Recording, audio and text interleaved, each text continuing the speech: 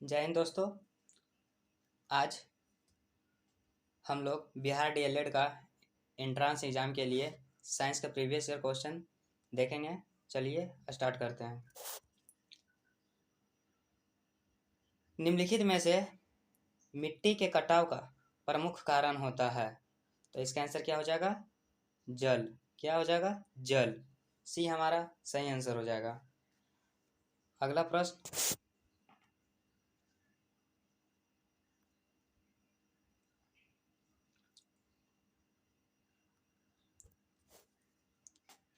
संयुक्त राष्ट्र पर्यावरण कार्यक्रम का मुख्यालय कहाँ स्थित है?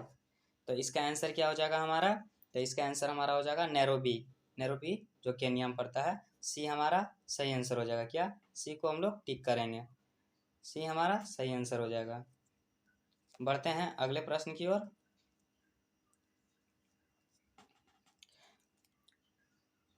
बाह्य विलयन डैश होने पर कोशिका का आयतन बढ़ जाता है, तो इसका आंसर क्या हो जाएगा? तो इसका आंसर हो जाएगा हमारा हाइपोटोनिक। हाइपोटोनिक। सी हमारा सही आंसर हो जाएगा। बढ़ते हैं अगले प्रश्न की ओर। एमटीपी का विस्तार क्या है? एमटीपी का विस्तार क्या है? तो इसका आंसर हमारा हो जाएगा मेडिकल टर्मिनेशन ऑफ प्रेगनेंसी। क्या हो जाएगा? Medical termination of pregnancy. D हमारा सही आंसर हो जाएगा। जड़त्व का एसआई मात्रक, तो क्या हो जाएगा दोस्तों? जड़त्व का एसआई मात्रक हमारा इसका हो जाएगा केजी। क्या? केजी। बी हमारा सही आंसर हो जाएगा। बढ़ते हैं अगले प्रश्न की ओर। निम्नलिखित में से कौन गुणसूत्र में मौजूद है? तो इसका आंसर हमारा हो जाएगा गुणसूत्र बिंदु। क्या? गुणसूत्र बिंदु। बी हमारा सही आंसर हो जाएगा। अगला प्रश्न क्या कहता है? निम्नांकित में कौन एक तत्व नहीं है? क्या पूछा? नहीं दोस्तों, ध्यान दीजिएगा, नहीं पूछा है। तो इसका आंसर हम लोग लगाएंगे मार्बल। क्या? मार्बल। ये हमारा सही आंसर हो जाएगा। अगला प्रश्न क्या कहता है? निम्नलिखित में से कान कवक के उदाहरण है? सॉरी दोस्तों, इसमें कौन लिखा हुआ है, यह मिस प्रिंटिंग है दोस्तों, यहाँ कौन हो जाएगा। तो इसका आंसर क्या हो जाएगा दोस्तों? तो इसका आंसर हमारा हो जाएगा ये सभी। ईस्ट भी हो जाएगा दोस्तों, और हो जाएगा टोडस्टूल भी हो जाएगा दोस्तों, और ये पुकनिया भी हो जाएगा। डी हमारा भी, ये भी हमारा, इसलिए इसमें सभी लगाएंगे। सी ये हमारा सभी हो जाएगा। बढ़ते हैं अगले प्रश्न की ओर।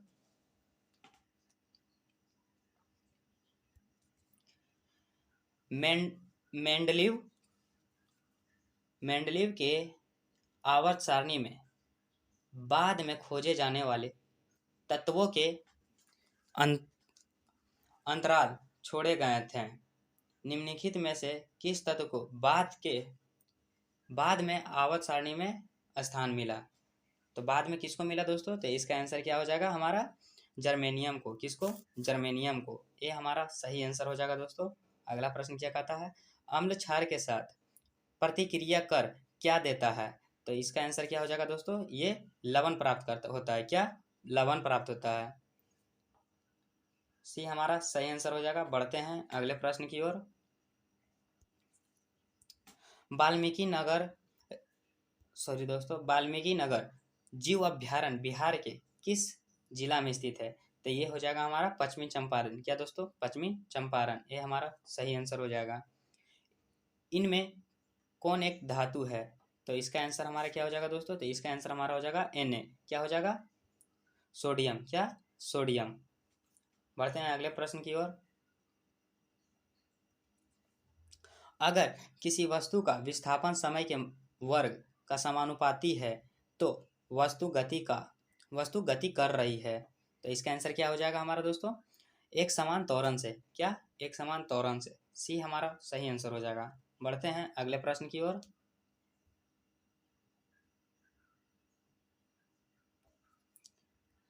बैटरी से प्राप्त विद्युत धारा किस प्रकार की होती है? तो इसका आंसर हमारा क्या हो जाएगा दोस्तों? तो इसका आंसर हमारा हो जाएगा डीसी। क्या? डीसी। सी हमारा सही आंसर हो जाएगा। बढ़ते हैं अगले प्रश्न की ओर। गाय की स्वदेशी या देसी नस्ल की विशेषता है। तो इसका आंसर हमारा क्या हो जाएगा? तो इसका आंसर हमारा हो जाएगा दीर्घ अवधि तक दूध देने वाला भी हो जाएगा, अल्प अवधि तक दूध देने वाला भी। इसलिए इसका आंसर हम लोग ए भी हो जाएगा, बी भी हो जाएगा, इसलिए इसका आंसर हम लोग सी लगाएंगे, ए बी दोनों। बढ़ते हैं अगले प्रश्न की ओर दोस्तों।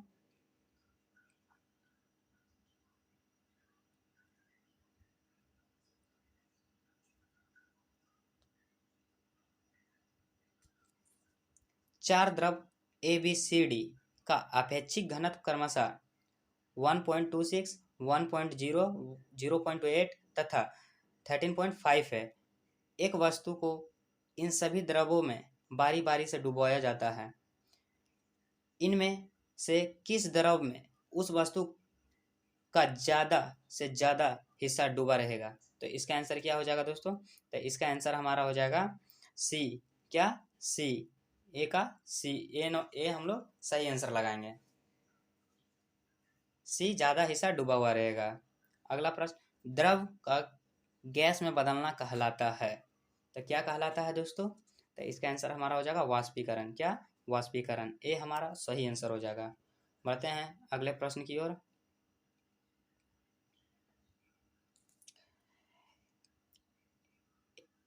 एमनियोटा या एमनिया भी कहते हैं समूह में शामिल है।